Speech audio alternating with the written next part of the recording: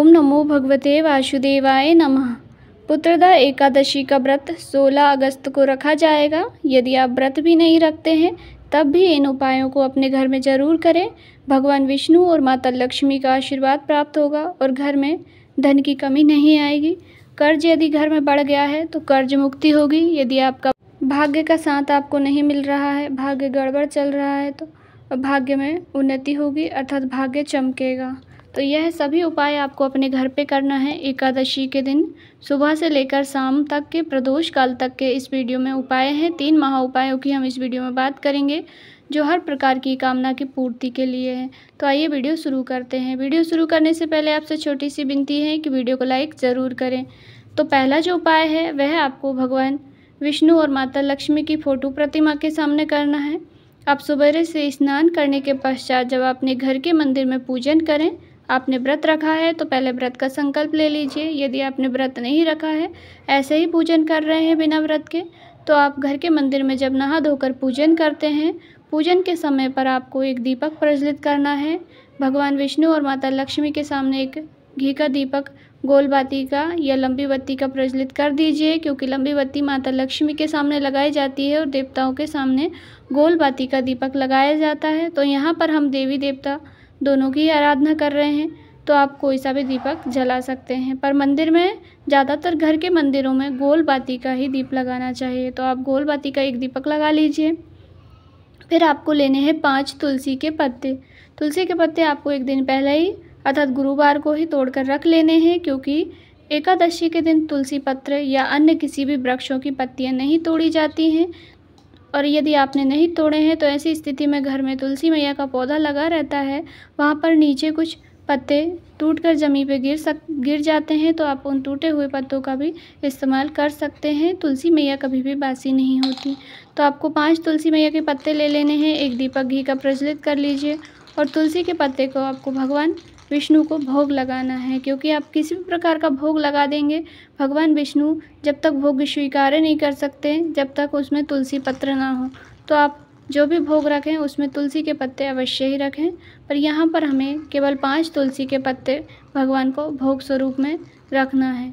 तुलसी पत्र का भोग रखने के पश्चात आप विधि विधान से उनकी पूजन कर लीजिए।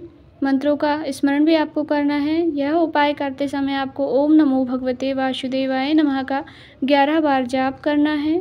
फिर अपनी मनोकामना, जो कामना से आपने यह उपाय किया है, भगवान को भोग लगाया है, वह कह दीजिए। कहते हैं एकादशी के दिन तुलसी पत्र का भोग लगाकर, दीप लगाकर जो कामना हो भगवान से कह देते हैं, उनकी मनोकामना शीघ्र पूर्ण होती है। दूसरा उपाय है आपको हल्दी से अपने घर में करना है।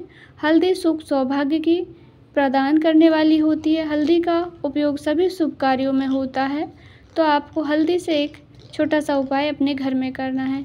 इस दिन तुलसी मैया में जल तो नहीं दिया जाता है, पर तुलसी मैया में दीप प्रज्वलित किया जाता है और उनकी आराधना भी की जाती है। तो आपको एक चुटकी सूखी हल्दी लेनी है और हल्दी को लेकर तुलसी मैया के गमले में आपको ऊपर से ही थोड़ी थोड़ी सी हल्दी का छिड़काव करना है। तुलसी मैया को स्पर्श नहीं करना है, ना ही पत्ती तोड़नी है, बस ऊपर से आपको हल्दी का छिड़काव पूरे गमले में करना है।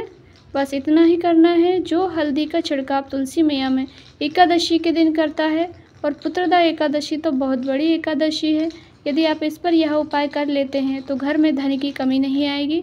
यह धन प्राप्ति का अद्भुत और अचूक उपाय है, अवश्य ही कीजिएगा।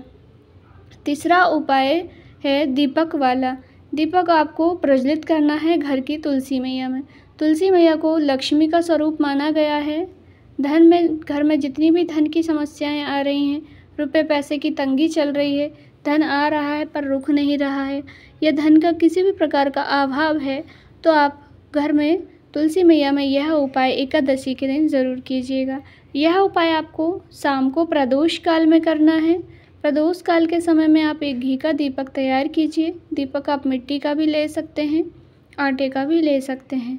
एक गोल बाती उसमें भरनी है। गोल बाती लगाकर उसमें घी भर के गोल बाती का दीपक प्रज्वलित कर दीजिए। प्रज्वलित करने के पश्चात उसमें एक चुटकी हल्दी डाल देनी है। पिसी हुई हल्दी दीपक प्रज्वलित करने के बाद में डाल दीजिए और दीपक के नीचे आसन स्वरूप में भी आपको हल्दी का ही आसन देना है। जो भी व्यक्ति एकादशी के दिन हल्दी वाला दीपक तुलसी महारानी के समक्ष प्रस्तुत अर्थात प्रज्वलित कर देता है, उसके घर में धन की कमी नहीं आती है, रुपए पैसे रुकने लगता है और घर से तंगी दूर होती है। चौथा उपाय आपको अपने घर में रात्रि में करना है, सोने से पहले।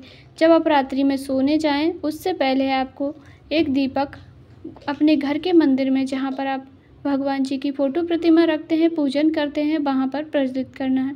यह दीपक आप विष्णु भगवान की फ़ोटो के सामने भी प्रज्वलित कर सकते हैं, या आपके घर में फ़ोटो नहीं है तो लड्डू गोपाल स्वरूप में भगवान है तो लड्डू गोपाल के सामने भी आप यह दीपक प्रज्वलित कर सकते हैं। इस दीपक के लिए आपको तुलसी मैया की सूखी लकड़ी चाहिए। यदि आपके घर में सूखी लकड़ी है तो ठीक है, नहीं तो आपने यदि सूखी हुई मांझी तोड़ कर रखी हुई है पहले से, तो आप उनको झड़ा करके उनकी लकड़ी भी ले सकते हैं। तो आप तुलसी मैया के साथ सूखी लकड़ी ले लेनी है और सूखी लकड़ी में थोड़ी सी रुई लपेट कर उसकी बत्ती बनाना है और दीपक तैयार करना है। दीपक आप मिट्टी का भी ले सकते हैं, आटे का भी ले सकते हैं। आटे का दीपक भी सर्वश्रेष्ठ होता है।